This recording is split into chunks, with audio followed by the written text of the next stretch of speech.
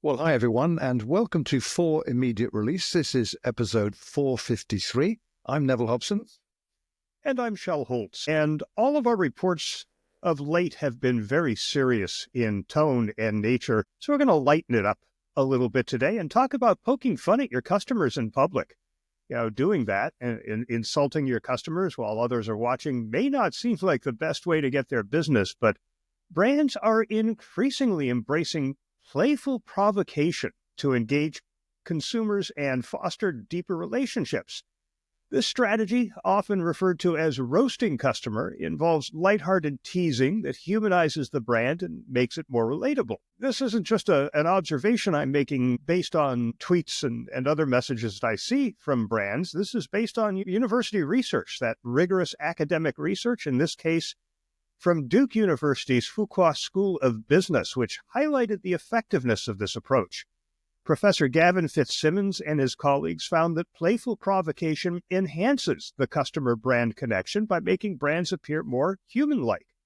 Their studies demonstrated that teasing increases engagement compared to humor alone, but cautioned that excessive provocation can lead to negative perceptions, to which I said, well, no duh. So there's a balance that needs to be struck. But let's take a quick look at several brands that have been implementing this tactic successfully, starting with one of the ones that I think is best known for this, which is Wendy's. Known for its sharp and witty social media presence, they frequently roast both competitors and customers. In fact, they have a national roast day where they invite followers to request a roast, leading to some pretty funny and engaging interactions. A user, for example, said, "Roast me, Wendy's," and Wendy's said, "You're like a participation trophy in human form." Then there's Ryanair. The European airline uses a cheeky and irreverent tone on platforms like TikTok, often poking fun at common travel mishaps and even its own services, which resonates with a younger audience. On TikTok, they said, "When you realize your carry-on is bigger than our legroom." I didn't see the photo that went with, but I can imagine. Dunkin', the coffee and donuts place, in a Halloween campaign, they featured a spider-themed donut that was accompanied by suggestive messages on social media aiming to rebuild interest in the product and engage customers with playful content. Netflix often engages in playful banter with its audience on social media, teasing fans about their viewing habits and preferences. That humanizes the brand and fosters a sense of community. KFC, another fast food place, they've employed humor and mild provocation in its marketing, such as responding to customer tweets with witty remarks, enhancing brand relatability and customer engagement. There's Old Spice. They sent a tweet that said, "If your grandfather hadn't worn Old Spice, you wouldn't exist." That's the type of thing that they do. Dollar Shave Club has viral marketing campaigns that include humorous and edgy content that mocks traditional shaving brands. Oreo, during the 2013 Super Bowl blackout, they were quick-witted, saying you can still dunk in the dark. We reported on that when it happened. So they took advantage of an unexpected situation, earning some praise and engagement by being a little snarky. Spotify, their annual Wrapped campaign highlights users' listening habits, sometimes teasing them about their most streamed songs or genres, which encourages social sharing and brand interaction. And Telstra, the Australian telecommunications company, they launched a whimsical animated campaign titled "Wherever We Go" that was aimed to reshape its corporate image and connect with customers on a more playful level through that personal content. Research supports the effectiveness of the strategy. A study published in the Journal of Consumer Research found that playful provocation increases engagement and connection to the brand by making it appear more human-like and relatable, but they also cautioned that doing this too much can provoke negative feelings and underscores the importance of balance. There was also research highlighted in the magazine Frontiers in Psychology that indicates that witty brand teasing can be an effective communication strategy, as low aggressive humor increases consumer interest by reducing perceptions of manipulative intent. So when executed thoughtfully, teasing and playful provocation can serve as powerful tools for brands to enhance customer engagement and build stronger connections. So you're going to start teasing people on LinkedIn, Neville? Well, it's interesting, I have to say, Shell, the examples you gave. Many of them I've heard of, some I haven't. I'm actually intrigued. I guess it leads me to ask the follow-up question, which is, okay, they did these things. What were the outcomes? Were they worth doing? I have to say, when I was listening to you outlining all of these, I was trying to think of some recent ones, and I can't actually recall any. I mean, there obviously have been some. But I think it's a risky proposition, isn't it? You need to be very confident in your brand proposition and the fact that it's well understood, I suspect, or you're strong enough to withstand a backlash to that. So you've got to have your plan well structured to get the result you want, I would imagine. Some of them are clever. You mentioned Ryanair. It's an Irish airline, actually, and they have a reputation.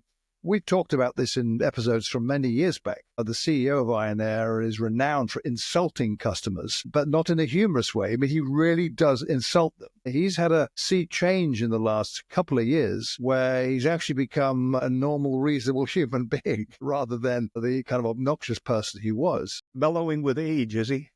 Yeah, I think, and he has some smart people running the social accounts, without doubt, because I still see them with some of the witty approaches to very snarky approaches, which actually produce a smile rather than anger. So that's a sea change in how they've gone about it. But it is a fine line, isn't it? So you need to be careful with humor. We know that. Otherwise, if you get it wrong, it can have serious implications, I think. It begins with your brand voice, I believe. Right. If your voice is one that is very serious, and then all of a sudden you decide to engage in some of this banter with somebody online, it's going to be very much a non sequitur. It's going to be jarring. People are going to wonder what you're up to. But if you have established a voice that is playful like that, Wendy's did this early on Twitter. In fact, I remember when I was consulting, I met with a team from Wendy's, and this was before they were on Twitter. I'd have to go look at my notes, but it may have even been before there was a Twitter. And they were trying to figure out what to do with social media. They were thinking maybe they could have their stores each set up a Facebook page and talk about their Little League sponsorships and the like. But then along comes Twitter, and boy, did they find their voice. And it's been their voice consistently. So nobody is surprised by it. Everybody's expecting it. And that's one of the big reasons people follow that account. Oh, and by the way, here's a coupon for $1 off of one of our burgers, right? So it's been very effective for them. So yeah, from the get-go, I think you have to establish a voice that is consistent with this kind of thing. Yeah. That makes total sense. And weave it into your brand strategy rather than just, big events. You mentioned the Super Bowl as one example. And there are others. We see it here, although not to this extent that I can recall during football matches at major championship events, for example, where there's big audiences. So opportunity is there if you get it right, and full marks to those who do. But before we wrap this episode up, I want to offer a quick follow-up to a story that we reported back on episode 442 on December 26th of last year about the kerfuffle between Justin Baldoni and Blake Lively that has led to accusations and counter-accusations and lawsuits and counter-lawsuits.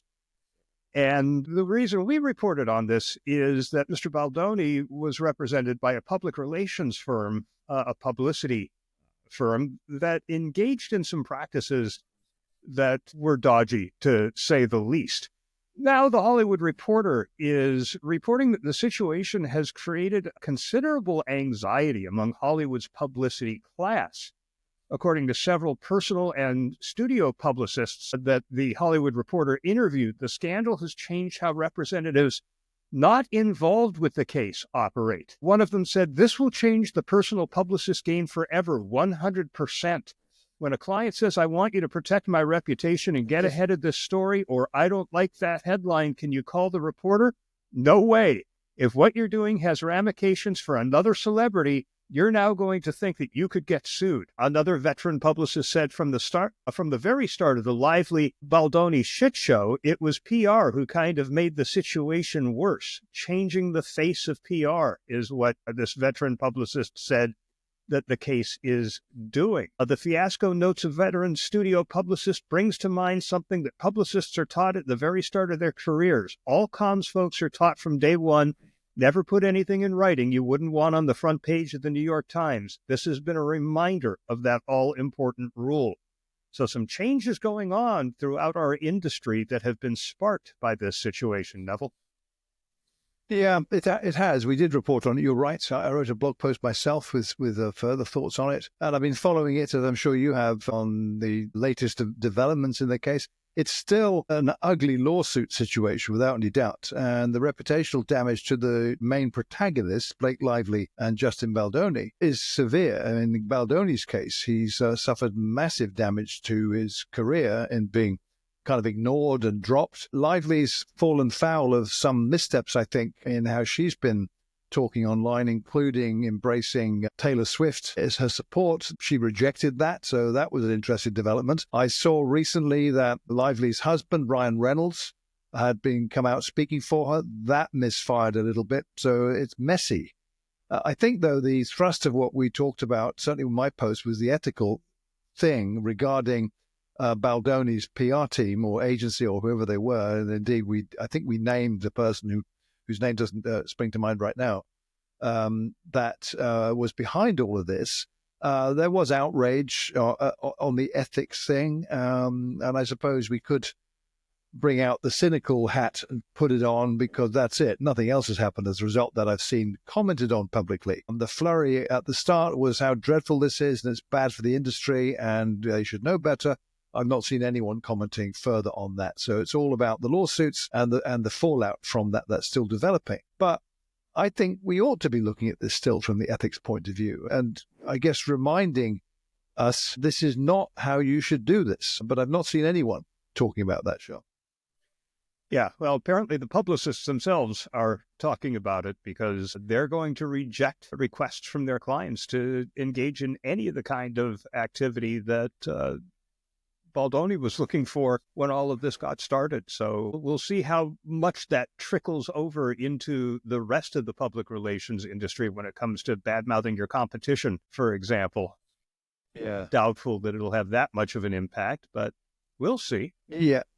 I mean, I've not seen, you mentioned about publicists reported over this side of the Atlantic at all. So maybe it's a US focus, I suspect. But it needs more than that. And I don't know what would stimulate it. It's probably not interesting enough for most people. It's yet another case of, something bad going on. And maybe it'll get lively, pun not intended, once it gets, if it does get to court, or if some other development happens. But the accusations are really bad on both sides. The missteps on both sides seem also to be impacting this and what people think about it. So I think Blake Lively has lost some of the sympathy she attracted at the very beginning with those missteps and some ill-advised advice on some of the behaviors. Baldoni, in the meantime, as I mentioned earlier, has suffered big time from this.